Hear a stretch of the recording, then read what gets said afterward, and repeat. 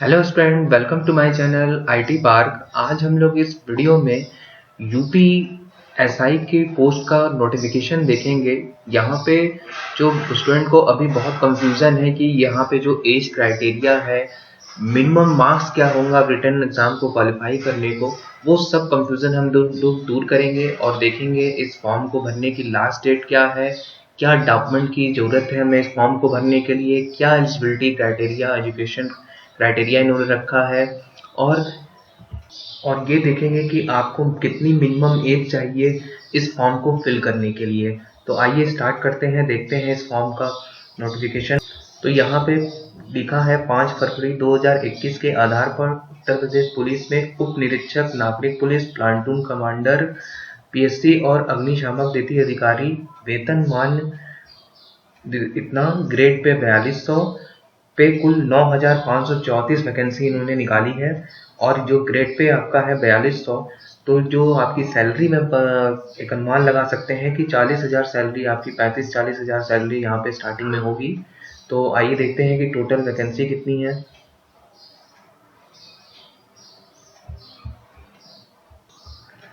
उप निरीक्षक नागरिक पुलिस यानी आपका एसआई के पोस्ट के लिए जो टोटल पद है यहाँ पे वो है 9,027। यहाँ पे जनरल SC/ST कैटेगरी में कितने पोस्ट हैं वो इन्होंने दिया हुआ है।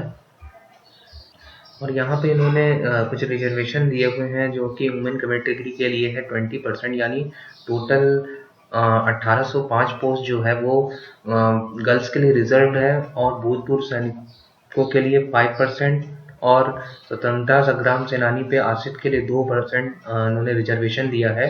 टोटल इनके लिए जो स्वतंत्रता संग्राम सेनानी पे आश्रित है उनके लिए 180 पद यहाँ पे रिजर्व होंगे, और भूतपूर्व सैनिकों के लिए 451 पद। प्लाटून कमांडर के लिए जो आपका टोटल पोस्ट है वो है 484 पोस्ट यहाँ पे टोटल प्लाटून कमांडर के लिए है। और अग्निशमन द्वितीय अधिकारी के लिए जो पोस्ट है वो है 23 पोस्ट आपकी। यहाँ पे इन्होंने लिखा है प्रथम परीक्षा के पूर्व किसी भी समय रिक्तियों की संख्या परिवर्तित हो सकती है, या भर्ती किसी भी समय या भर्ती किसी स्तर पर बिना कोई कारण बताए निरस्त की जा सकती है। तो ये थोड़ा सा बहुत अटपटा सा चीज इन्होंने यहाँ पे लिखा है। सो स्टूडेंट, यहाँ पे इन्होंने लिखा है कि जो एसआई की और प्लाटून कमांडर और अग्निशमन द्वितीय अधिकारी की जो पोस्ट है वो आपको मेरिट के बेसिस पे दी जाएगी, और आपने जो ऑर्डर ऑफ प्रेफरेंस इस फॉर्म को फिल करते समय भरेंगे उस बेसिस पे आपको ये पोस्ट दी जाएगी। और यहाँ पे जो फॉर्म को फिल करने का स्टार्टिंग डेट है वो है 1 अप्रैल 2021, और आवेदन शुल्क के साथ इस फॉर्म को फिल करने की जो लास्ट डेट है वो है 30 अप्रैल 2021 रात्रि 12 बजे तक।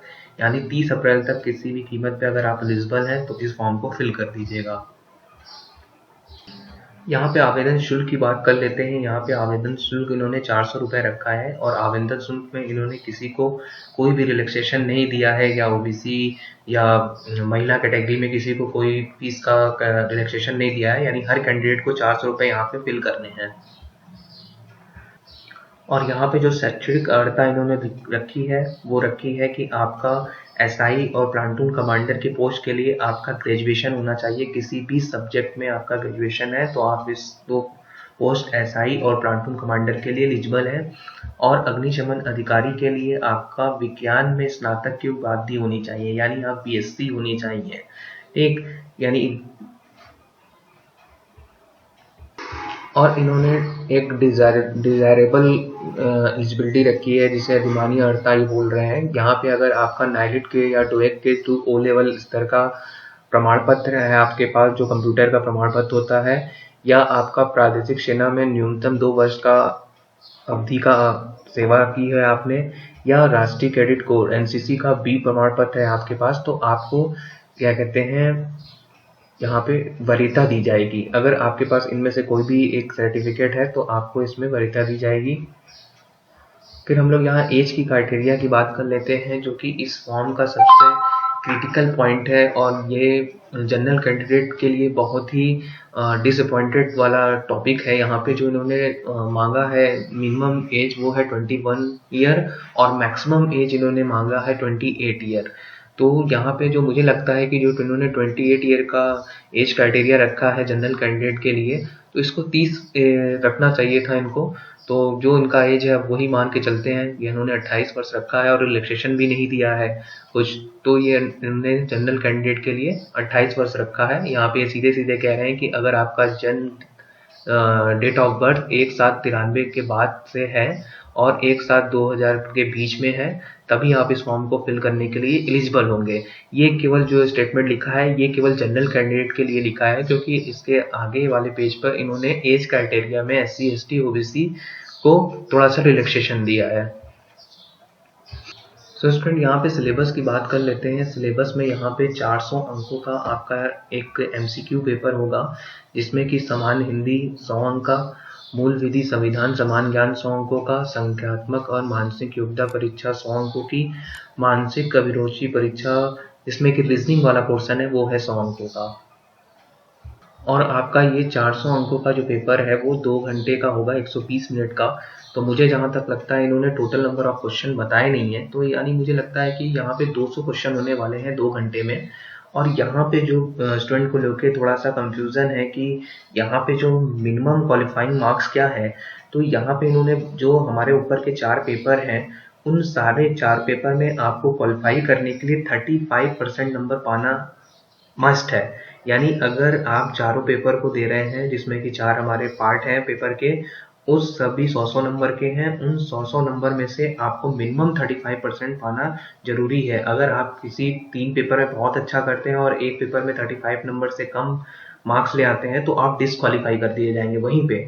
और पहला तो ये कंडीशन है कि आपको 35% मिनिमम मार्क्स लेके आना है, और चारों जो पार्ट हैं उनको मिला के आपको 50% मार्क्स लेके आना होगा। यानी 400 में से आपको 200 अंक लेके आना अनिवार्य है, और हर पेपर में आपको 35 नंबर से ऊपर पेपर लाना ही पड़ेगा, मार्क्स लाना ही पड़ेगा। अगर मान लीजिए कोई ऐसा कैंडिडेट है जो कि हर चारों पेपर में 40-40-40 नंबर लेके आता है, तो वो चारों पेपर में पास तो हो जाएगा, पर टोटल उसको चाहिए 50% मार्क्स, यानी 200 मार्क्स चाहिए। बट उसका जो मार्क्स होगा वो 160 नंबर होगा, जिसके कारण वो टोटल मार्क्स का जो 50% लाना था वहां पे वो फेल हो जाएगा। यानी इंडिविजुअल पेपर में 35 नंबर से अधिक होना चाहिए और ओरल पेपर में 200 नंबर से अधिक होना चाहिए, तभी आप रिटर्न को क्वालिफाई कर पाएंगे, नहीं तो आपको वहीं पर डिस्क्वालीफाई कर दिया जाएगा। फिर यहाँ पे इन्होंने सब सिलेबस दिए हुए हैं कि इन सामान्य हिंदी और संविधान और GK में ये क्या क्या पूछेंगे। तो ये सिलेबस आप देख सकते हैं, आपको हर वेबसाइट पे, हर गवर्नमेंट वेबसाइट पे आपको ये मिल जाएगा। तो ये मैं नहीं पढ़ रहा हूँ।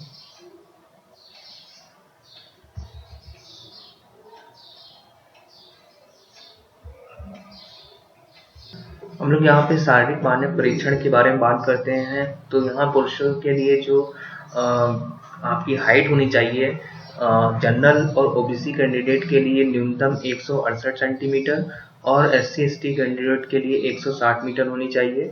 सीने के बारे में बात कर लेते हैं। तो यहाँ पे जो सीने के लिए है, सारे कैंडिडेट के लिए जनरल, OBC और अनुसूचित जनजातियों संबंधित अभ्यर्थियों के लिए न्यूनतम सीने का माप 79 सेंटीमीटर बिना फुलाने पे, और फुलाने पे कम से कम 84 सेंटीमीटर होना चाहिए। और अनुसूचित जनजाति के लिए 77 सेंटीमीटर और बिना फुलाने पर, और फुलाने पे 82 सेंटीमीटर का सीना होना चाहिए आपका।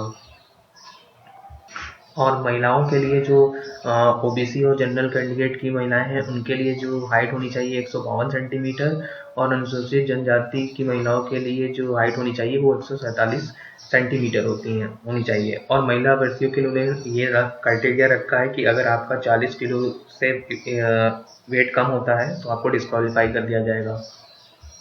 शारीरिक दक्षता परीक्षा में पुरुष के लिए 4.8 किलोमीटर आपको दौड़ लगानी है, वो भी 28 मिनट के अंदर, और महिला अभ्यर्थियों को 2.4 किलोमीटर की दौड़ लगानी है 16 मिनट के अंदर। तो स्टूडेंट यहाँ पे जो हम लोगों ने एज क्राइटेरिया के रिलैक्सेशन का बात किया था, तो वो देख लेते हैं। अनुसूचित जनजाति के लिए 5 वर्ष का एज रिलैक्सेशन दिया हुआ है इन्होंने, और यहाँ पे इन्होंने अनुसूचित जनजाति को भी 5 वर्ष का दिया है, अन्य पिछड़ा वर्ग को भी 5 वर्ष का दिया है, पर EWS के लिए यहाँ पे इन्होंने गायब कर दिया है।